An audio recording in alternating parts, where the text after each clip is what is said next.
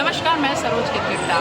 आज कलेक्ट्रेट में आए हुए हैं जहां एक बहुत दुखद घटना है कि 6 साल के मृत बच्चे का शरीर को उनके परिजन के द्वारा, पड़ोसियों के द्वारा यहाँ पे लेके आया गया। आप मेरे पीछे की जो भीड़ को देख रहे हैं, जिसको पुलिस प्रशासन व्यवस्थित करने में लगी हुई है। मृत शरीर को लेके माता पिता परिजन गेट पे बैठे हुए हैं। वो अपने न्याय की मांग को लेके आए हैं। जो रोड तोड़ा गया अपोलो के पास की, वहाँ पे एक बच्चा, एक परिवार पाया जाता था। 6 साल का बच्चा जो कैंसर से पीड़ित था, उसका 2 महीने से कीमो चल रहा था और उनको पुनः व्यवस्थित नहीं किया गया और नियमता उनको जो निगम के द्वारा तोड़ा गया उनका घरों को, उसके कारण वो बच्चा, वो परिवार निराश्रित हो चुका और आज उसके बच्चे की मृत्यु हो गई।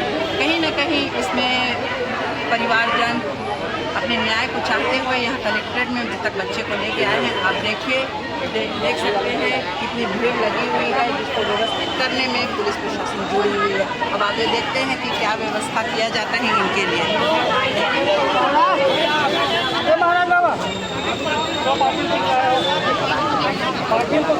पीछे वाला विस्तार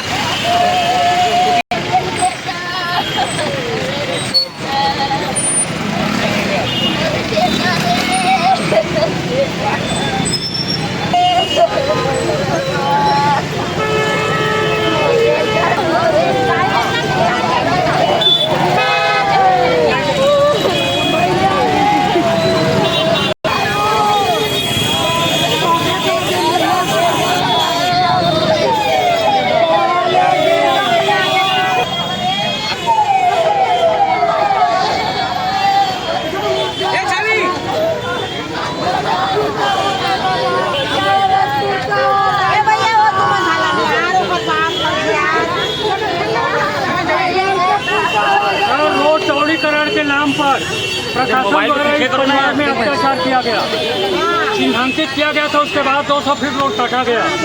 हमारा ये मांग है, चाहे गरीब हो अमीर हो, सबके पास न्याय बराबर।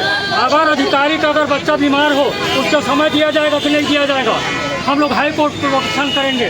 कलेक्टर से हमारा डिमांड है, न्याय सबके लिए बराबर दिया जाए। ये परिवार गरीब यादव है, 4 बच्ची है, 1 बच्चा है। कैंसर पीड़ित था, इनको समय नहीं दिया गया। रायपुर बीच राधे में हाथ जोड़कर माँ पैरों ऐसी सटीक है, उसके बावजूद भी ये इतना अत्याचार है। तो प्रशासन से निवेदन है, न्याय सबके लिए हो। कलेक्टर महोदय से निवेदन है, तो आकर हमको जवाब दें।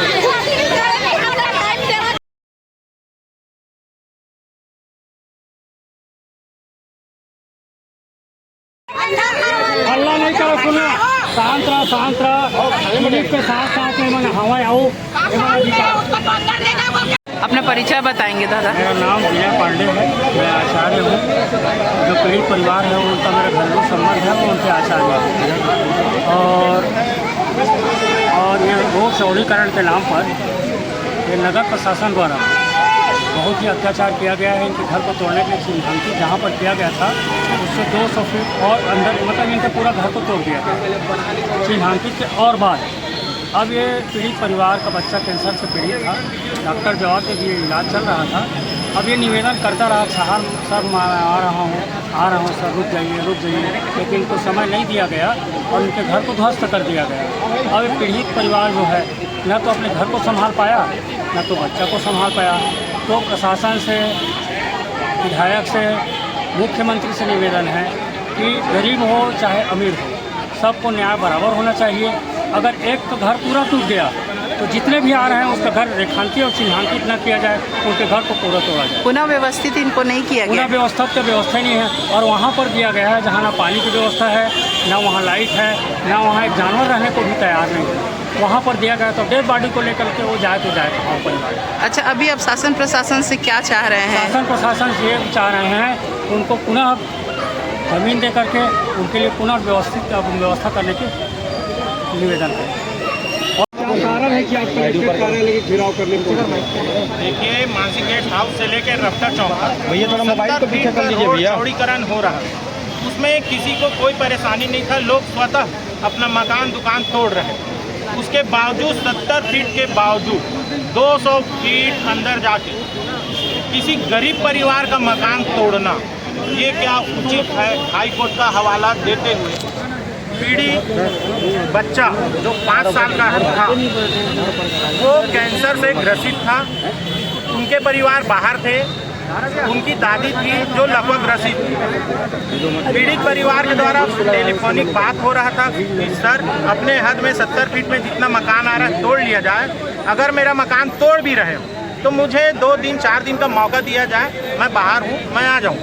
उनकी बातों को नहीं सुना गया। उनके बच्चे को कीमो हो रहा है और इस भरी गर्मी में आप भी जान रहे कैंसर पीड़ित बच्चों पे रिएक्शन क्या हुआ होगा।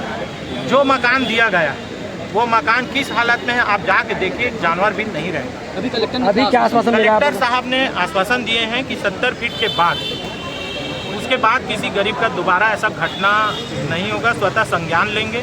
सोमवार को पीड़ित परिवार को बुलाया गया है, उनकी बातों को और अच्छी तरीके से सुनेंगे।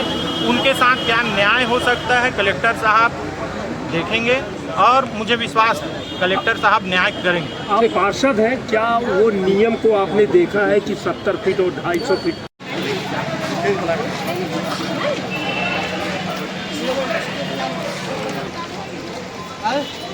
हमारा भी पड़े हमारा फलवाए ना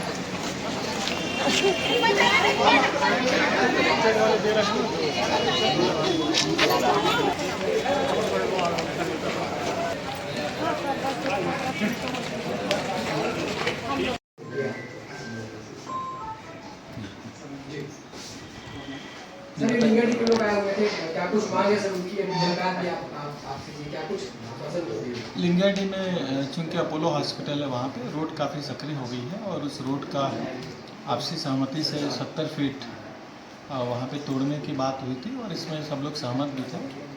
और इसी बीच ये सारा काम हो भी रहा था वहाँ पे। इसी बीच एक वहाँ पे घटना हुई है, एक परिवार में जिसमें एक बच्चा था जिसको डॉक्टर ने लास्ट स्टेज डिक्लेयर करके उनको वापस बोला था कि अब इसकी कोई सेवा करें।